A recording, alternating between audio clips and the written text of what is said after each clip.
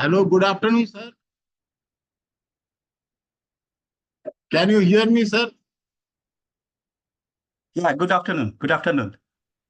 Yes, We welcome you here in, sir, in DGSTC Bokaro in this program. yeah, my pleasure. Actually, I'm just trying to ensure my voice is coming loud and clear. And voice is audible, sir. Your Okay. voice is clear. If you wish, you can on your camera also, sir. I've just done that.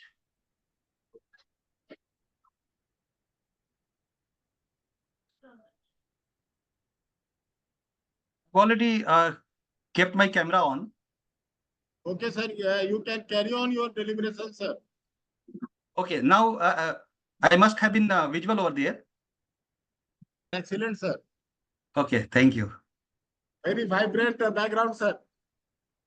Actually, that was basically necessity, and I was having some, sort of something that would be not able to connect with the theme. So I just thought it would be better one. Very nice. Okay. Good afternoon all. नमस्कार जो भी इस seminar में hall में अभी हैं और इस कार्यक्रम में जो वर्ल्ड अर्थ डे के इस कार्यक्रम में शामिल हैं, मैं आप सबका स्वागत करता हूं और अभिनंदन करता हूं। और जैसा कि एक प्रैक्टिस किसी भी डे को जब हम मना रहे होते हैं तो एक प्रैक्टिस ये होती है कि हैप्पी अर्थ डे जैसा कुछ कहें। So when I say happy Earth Day, that simply means that everyone on this earth has to be happy on each and every day. And for that, we have to keep the entire nature in such a way, we have to keep our nature protected in such a way that we ourselves, our own existence, our own survival would be protected. And we did not be hypocrite when we are talking about the adaptability with the nature, because there's nothing, no harm is going to happen with nature that nature will be, stressed about. It's always about us, and it's always about our own life, our own existence on this planet. विश्व पृथ्वी दिवस पे बहुत ज्यादा बोलने के लिए मुझे नहीं लगता है कि ये सही फोरम है, क्योंकि ये पूरे सप्ताह का कार्यक्रम होता है और इस पूरे सप्ताह के कार्यक्रम में अलग-अलग तरह की एक्टिविटीज होने की उम्मीद रखी जाती है। इस प्लैनेट मेट्स हमारे जो भी हैं दुनिया में, वो कुछ ऐसी एक्टिविटीज करते रहते हैं जिनसे थोड़ा-सा सेंसिटाइजेशन भी है लोगों में, जो कि इस पूरे कार्यक्रम में नहीं जुड़ पा रहे होते हैं या फिर इस थीम की सेंसिटिविटी को नहीं जानते हैं। तो ये माना जा सकता है कि विश्व पृथ्वी दिवस का मुख्य उद्देश्य जो है, वो ये है कि हम सभी थोड़ा-सा, अगर हम बैकग्राउंड में जाएँ तो सभी जानते हैं कि 1970 में ऐसा महसूस होने लगा था कि लोग डेवलपमेंट का एक जो छलावा, एक जो अ, इस तरह से आभास कराया गया था कि विकास ही सब कुछ है। 1970 आते-आते ये लगने लगा था कि विकास की पहली सीढ़ी ही विनाश की पहली सीढ़ी है। ऐसा माना जाने लगा था। लोग विकास के जो बाई प्रोडक्ट से उससे परेशान होने लगे थे। और ये 1890 के दौर, जब इंडस्ट्रियल रिवॉल्यूशन की शुरुआत हुई थी और जब बाज़ारवाद ने विकास दिखाना शुरू किया था, 50, 60, 70 साल होते-होते ऐसा लगने लगा था कि क्लाइमेट के साथ ऐसा कुछ अच्छा नहीं हो रहा है। जो इवोल्यूशनरी वे में क्लाइमेट के अंदर चेंजेज़ होते रहे हैं over the years, million years, वो 60-70 साल में उससे ज़्यादा रिवॉल्यूशनरी वे में बहुत सारे चेंजेज़, बहुत सारे अ, चीज़ें ऐसी हो रही है, बदलाव ऐसी हो रही है कि हम कहीं क्राइसिस की तरफ बढ़ रहे हैं। मेरी आवाज़ आ रही है? हाँ सर, आ रहा है। Okay, Yes, sir. Thank you. Yes, thank you. तो आज हम मान के चल रहे हैं कि इस कार्यक्रम की शुरुआत विश्व पृथ्वी दिवस के अवसर पे जब आप कर रहे हैं, तो अगले 1 सप्ताह के लिए पूरा का पूरा प्लान चॉक आउट किया गया होगा। और ऐसे बहुत सारे कार्यक्रम जो हम एक-दूसरे को ये बताने की कोशिश कर सकते हैं कि छोटे-छोटे प्रैक्टिसेज़ जो हैं, जो इस प्लैनेट को हमारे लिए मुफ़ीद बना के रख सके, हमारे लिए एक ऐसा प्लैनेट रहे हमेशा, जैसा हमारे पूर्वजों ने जिन चीज़ों को, जिन रिसोर्सेज़ को यूटिलाइज़ किया है, पूरी यूटिलिटी के साथ उसको यूज करते हुए उसी क्वालिटी और उसी क्वांटिटी में जितना हमारे पुरखों ने, हमारे पिछले जनरेशंस के लोगों ने हमें दिया है, हम उसी क्वालिटी और क्वांटिटी के साथ उन रिसोर्सेज को पूरी यूटिलिटी के साथ अगले जनरेशंस को दे सके। और ये पूरा का पूरा कॉन्सेप्ट जो है वो सस्टेनेबल डेवलपमेंट का है, सतत विकास जिसको बोलते हैं। और ये मान के चले कि अभी जब मैं इस साल के इस कार्यक्रम के बारे में जानने की कोशिश कर रहा था, तो एक थीम दिया गया, प्लेनेट वर्सेज प्लास्टिक्स, और उस थीम के साथ एक टारगेट है, और वो टारगेट है 2040 तक 60% प्लास्टिक के प्रोडक्शन को कम करने की। मुझे यहाँ पे वो सारे कॉन्ट्रडिक्शंस दिखाई देते हैं। आप थोड़ा सा पीछे अगर जाएंगे तो आपको एहसास होगा, आपको मालूम होगा कि 1992 में जब फर्स्ट अर्थ समिट हुआ रियो द जेनेरियो में, और उसके बाद जब क्योटो प्रोटोकॉल अस्तित्व में आया 1997 में, वो साइन होने के बाद एक ट्रीटी के रूप में आया, उसमें भी इसी तरह के हर एक कंट्रीज के लिए एनेक्चर ए, एनेक्चर बी कंट्रीज थी, डेवलप्ड और डेवलपिंग या लिस्ट डेवलप्ड कंट्रीज या स्मॉल आइलैंड डेवलपिंग कंट्रीज, ऐसे बहुत सारी कैटेगरीज है कंट्रीज की, उनके डेवलपमेंटल स्टेप्स या डेवलपमेंटल स्टेजेस के बारे में। तो उस समय भी क्योटो प्रोटोकॉल के माध्यम से बहुत सारे टारगेट्स दिए गए। टारगेट्स जब दिए जाते हैं तो ये जो रिएक्टिविटी आती है, रिएक्टिविटी अपने साथ रेजिस्टेंस लाती है। और जब मैं इस बार के भी इस पूरे कॉन्सेप्ट को देख रहा था, तो मैंने देखा कि 60% प्लास्टिक प्रोडक्शन रिडक्शन 2040 तक करने के लिए एक टारगेट सेट किया गया है।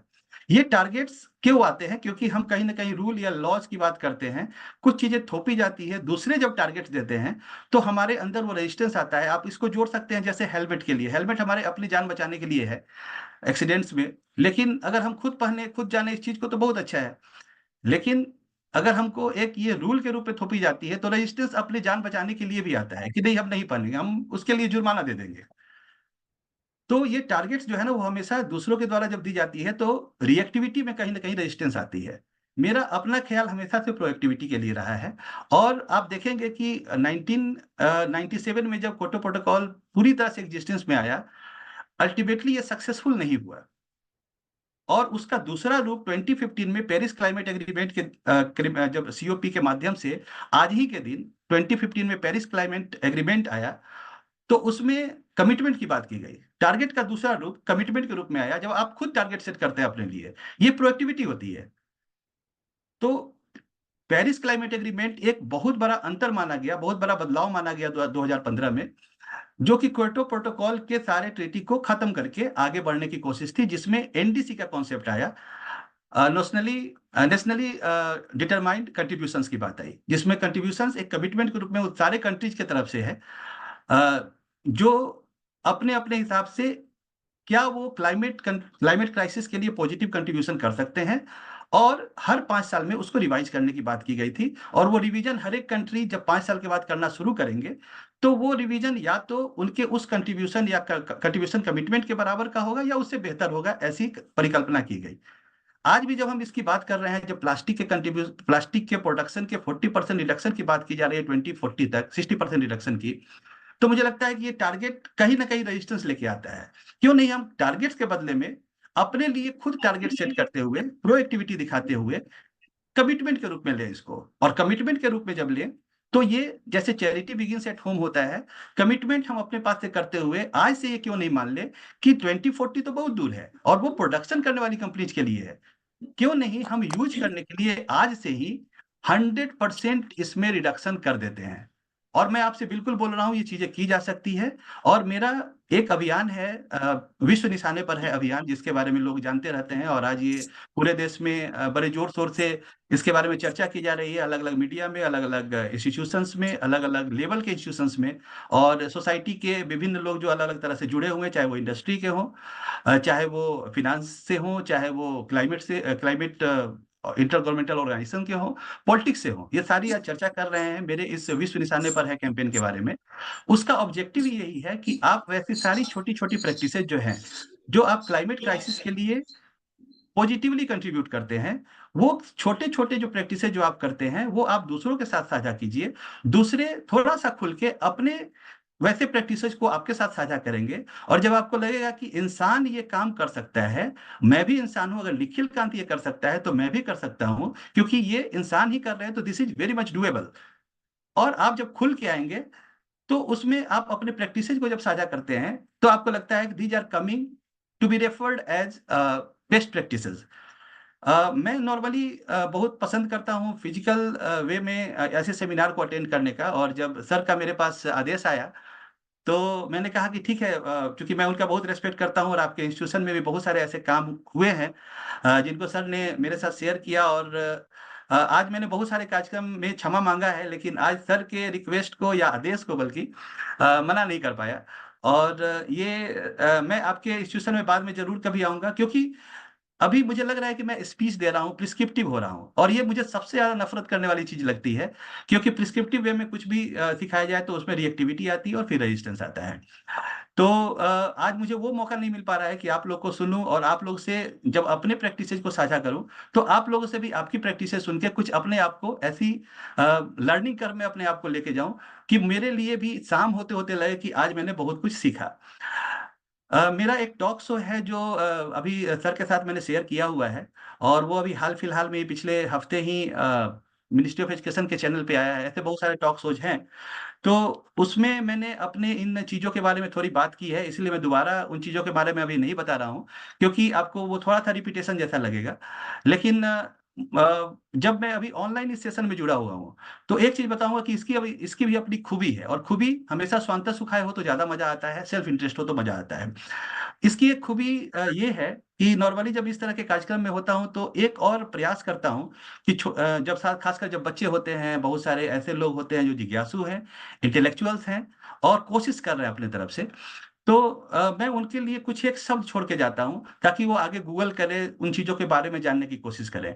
आज मैं इस जब ऑनलाइन इस सेमिनार में जुड़ा हुआ हूँ, तो मुझे लगा कि इसकी भी कुछ विशेषता होनी चाहिए। वैसे मैं इसको ज़्यादा इस मामले में पसंद नहीं करता जब ऐसे इंटरेक्शंस होते हैं। फिर भी इसका एक सबसे बड़ा फायदा क्या है कि जब आप इमिशंस के बारे में पढ़ेंगे तो स्कोप 1, स्कोप 2, स्कोप 3, इन 3 तरह के इमिशंस के बारे में जानेंगे। ये उन बच्चों के लिए एक शब्दावली है, स्कोप 1 इमिशन, स्कोप 2 इमिशन और स्कोप 3 इमिशंस। कभी-कभी लगता क्या है कि जो इमिशंस हो रहे हैं सामने, यही इमिशंस है जो कंट्रीब्यूशन कर रहे हैं क्लाइमेट क्राइसिस में। लेकिन वास्तव में उसके अलावे भी ऐसे कंट्रीब्यूशंस हैं जो स्कोप ऐसे इमिशंस के टाइप्स हैं जिसमें आपको पता भी नहीं चलता कि आप कितना डैमेज कर रहे हैं क्लाइमेट को। और क्लाइमेट जब डैमेज करते हैं तो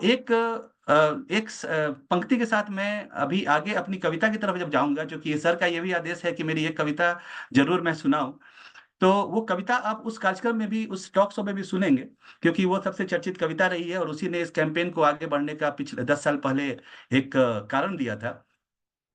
तो जब हम स्कोप 1, स्कोप 3, 2 और 3 की जब बात कर रहे थे, तो इन चीज़ों को जानना बहुत ज़रूरी है कि वैसे इमिशंस जो कि कहीं से भी नहीं दिखाई देते, वो भी हमारे क्लाइमेट को इस हद तक बर्बाद कर रहे हैं कि हम अपनी बर्बादी को बिल्कुल सामने देख सकते हैं।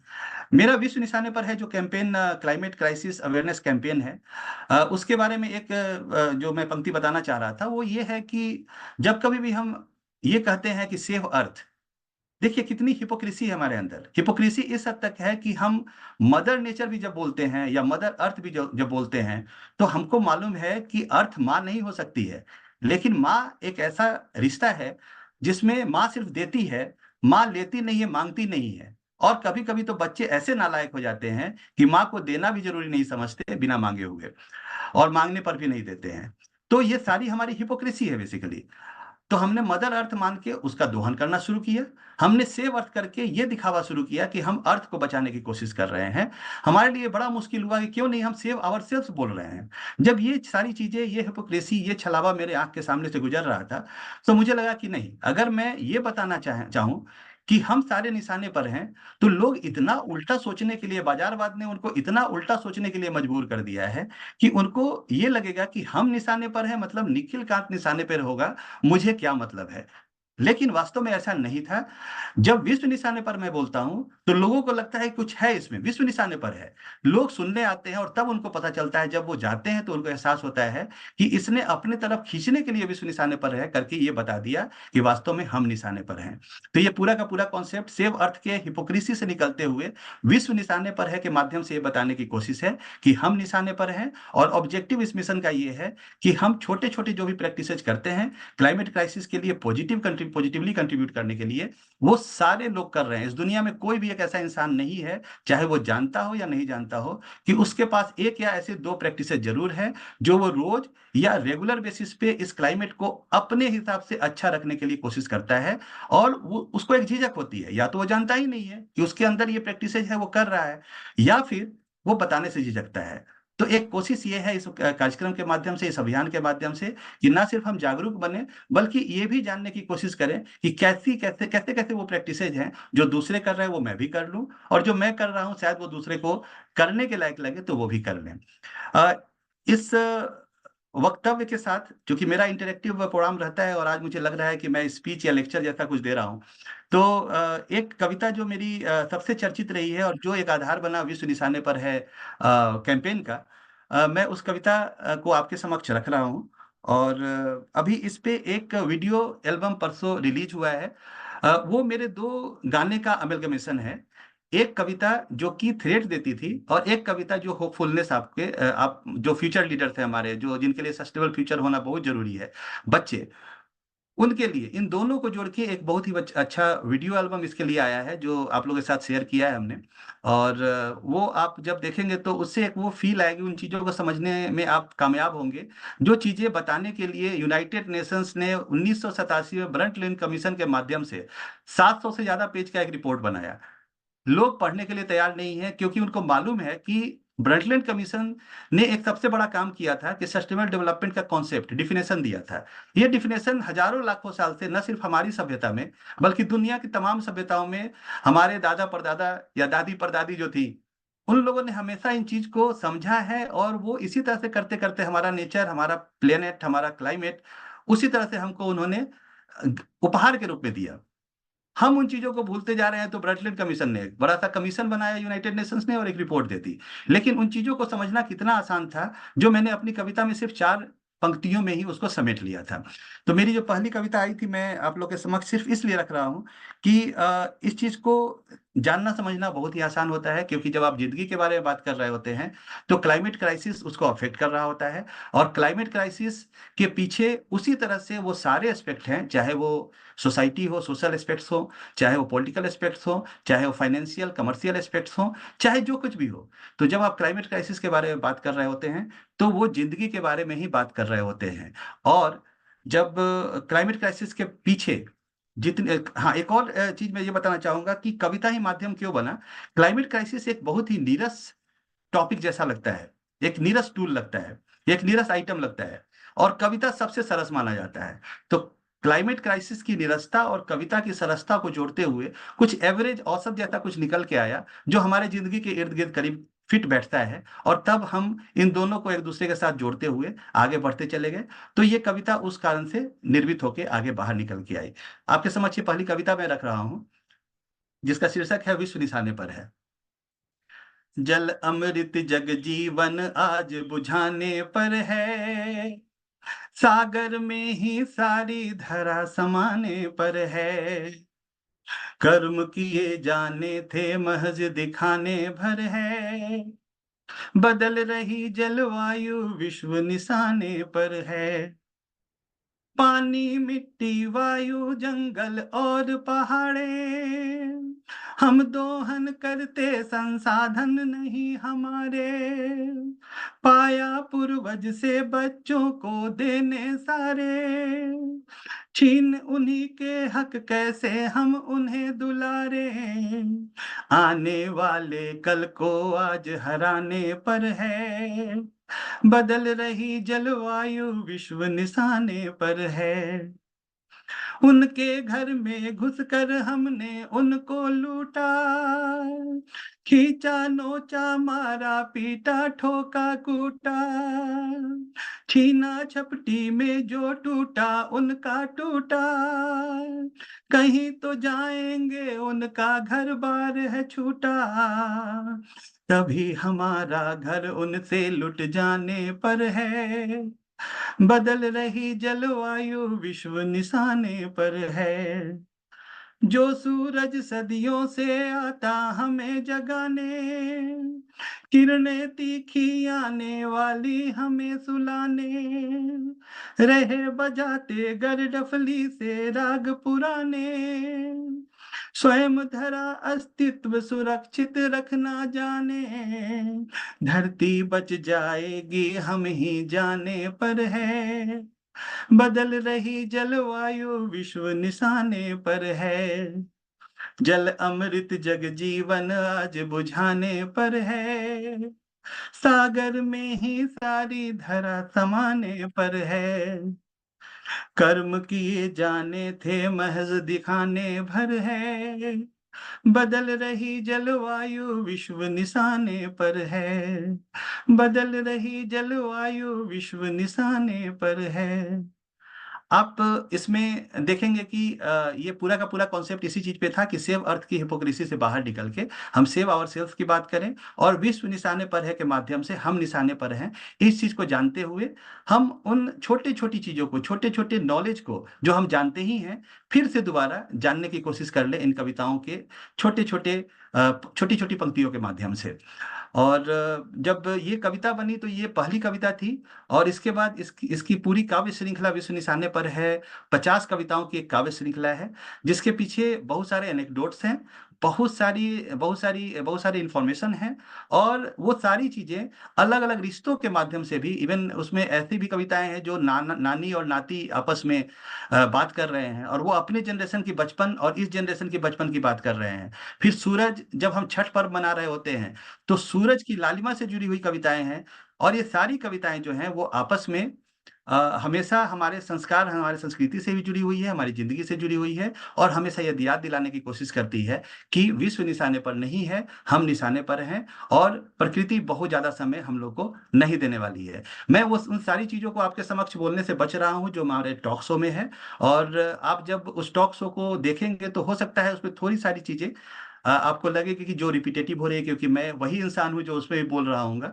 लेकिन फिर भी मुझे लगता है कि मैं अगर वहां पे होता तो आप लोगों से ज्यादा सीख के, सुन के, समझ के आता और वो मेरी जिंदगी को और बेहतर और बेहतरीन बनाती।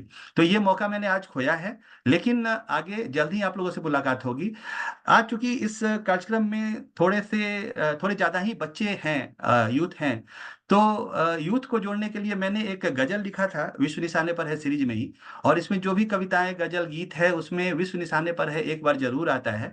तो एक मैं 2 मिनट बस वो गजल आप लोगों के लिए गा के, ताकि उससे भी कुछ थोड़ी बहुत चीजें जो हम आपस में साझा कर सकते हैं कर लें और फिर आपसे विदा लूंगा। उम्मीद है कि मैं आपको बहुत बोर नहीं कर रहा हूँ, लेकिन चूंकि वो इंटरेक्शन नहीं होता है तो पता नहीं चल पाता है और ये मोनोलॉग जैसा लग रहा है जो मुझे बहुत ज्यादा अच्छा नहीं लग रहा है, लेकिन फिर भी मैं अपनी ड्यूटी निभाने की कोशिश कर रहा हूँ। तो एक छोटी सी गजल है, विश्व निशाने पर है, और वो मैं आप लोग के समक्ष रख रहा हूँ क्योंकि यूथ गजल और शेर से ज्यादा कनेक्ट होते हैं। मैंने कभी एक बार किसी बच्चों के साथ ही, बहुत सारे हायर एजुकेशन के बच्चे थे और उनके साथ मैंने एक बड़ा छोटा सा शेर कहा था कि किसी ने कहा कि समय इन चीजों के लिए नहीं मिल पाता, तो मैंने कहा था, एक छोटा सा शेर था मेरा कि कुदरत ने क्या खूब बनाई कई चीजें अचरज वाली, कुदरत ने क्या खूब बनाई कई चीजें अचरज वाली, फुर्सत नहीं सांस लेने की फिर भी पूरा जिंदा हूं। तो जब सांस लेने की फुर्सत नहीं होती, लोग ऐसा बोलते हैं और पूरा पूरा जिंदा रहते हैं। इसके पीछे कहीं ना कहीं हम प्रकृति को हाथ जोड़ के एक बार धन्यवाद तो बोल ही सकते हैं कि उन्होंने ऐसे काम हमारे पास नहीं रखे। तभी हम मजाक में इस चीज को बोल देते हैं कि हमारे पास तो सांस लेने की भी फुर्सत नहीं है। तो हर चीज के लिए फुर्सत होता है और जिंदगी जीने के लिए तो फुर्सत होनी ही चाहिए, नहीं तो फिर फुर्सत किस चीज के लिए होगी। तो ये एक गजल है जो मैं आपके समक्ष रख रहा हूँ, विश्व निशाने पर है सीरीज का एक गजल। खतरा जलवायु संकट का, कण कण दाने दाने पर, कोई नहीं महफूज जहां में, आज है विश्व निशाने पर। जो कुछ पुरखों ने सौंपा वो था देना औलादों को, सब कुछ लूट के और लुटा के पहुँचे आज मुहाने पर। पृथ्वी अग्नि वायु जल आकाश से जीवन सबका है, सब हथियाने की लिप्सा में हम सर्वस्व गंवाने पर। जीवन रोशन करता सूरज हो आता सुबह होती, आमादा है आज वो अपने तेज से हमें सुलाने पर। सागर नदियां ताल तलैया नहर जल से जीवन दे, चले बहाले जाने धरा को या खुद धरा समाने पर। संसाधन के मालिक को बेघर करके लूटा हमने, लेने आए वापस वो हम सबका घर लुट जाने पर। खतरा जलवायु संकट का, कण कण दाने दाने पर, कोई नहीं महफूज जहां में, आज है विश्व निशाने पर। आप लोगों ने बहुत ध्यान से सुना और उम्मीद है कि थोड़ी बहुत चीजें अपने तरफ से जो मैं आपको दे सकता था, जो आप ही से लिया गया था या फिर ऊपर वाले से लिया गया था, मैंने आप लोगों के समक्ष रखने की कोशिश की। और इस विश्वास के साथ कि अगले 7 दिन ही नहीं, बल्कि हर एक दिन पृथ्वी दिवस होगा, और पृथ्वी दिवस होने का मतलब ये हमारा दिवस होगा। और जब हम हैप्पी अर्थ डे बोलेंगे, तो we will ensure that we have to be happy on this earth each and every day. So a very happy Earth Day to all of you, and I am very much hopeful that soon I'll be interacting with you in person over there, and I'll also be having an interaction with the entire efforts which relate to climate and climate crisis done by your institutions. Thank you very much, and have a good day ahead. Thank you.